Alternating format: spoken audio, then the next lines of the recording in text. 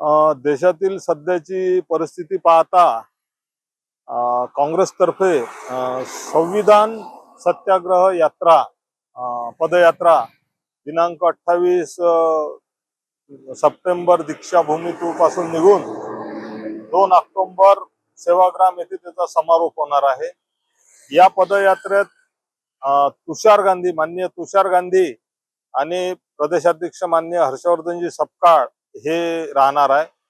वर्धा जिल्ह्यात ही यात्रा सिंदी रेल्वे फाट्यापासून वर्धा जिल्हा काँग्रेस कमिटी यात सामील होणार आहे आणि त्या यात्रेचे केळझर येथे जाहीर सभा होईल वर्धा जिल्ह्यात पहिली, आणि खडकी येथे त्या दिवशीचा मुक्काम होणार आहे। खडकी नंतर मग दुसऱ्या दिवशी सकाळी ही यात्रा खडकीवरून निघून सेलू येथे दुपारचा हल्ट करून संध्याकाळी महात्मा लॉन येथे मुक्कामी राहणार आहे। 2 ऑक्टोबर रोजी सकाळी वर्धा शहरातून डॉक्टर बाबासाहेब आंबेडकर यांच्या पुतळ्याला माल्यार्पण करून, गांधीजींच्या पुतळ्याला माल्यार्पण करून ही पदयात्रा चरखा भवन येथे पोहोचणार आहे आणि चरखा भवन येथे एक जाहीर सभा होणार आहे।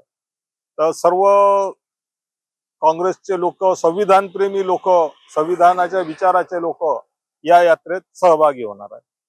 करिता या यात्रेकरता एक समिती स्थापन झाली आहे आणि माजी पालकमंत्री राजेंद्र मोळक याचे प्रमुख आहे आणि महाराष्ट्र प्रदेश काँग्रेसचे सचिव संदेश सिंगलकर हे समन्वयक म्हणून काम करत आहे।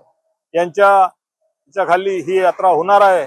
तरी या यात्रेत जास्तीत जास्त संख्येत जनतेने उपस्थित राहावे, काँग्रेस जनांनी, संविधान प्रेमी जनतेने उपस्थित राहावे असं आवाहन या प्रसंगी मी करत आहे।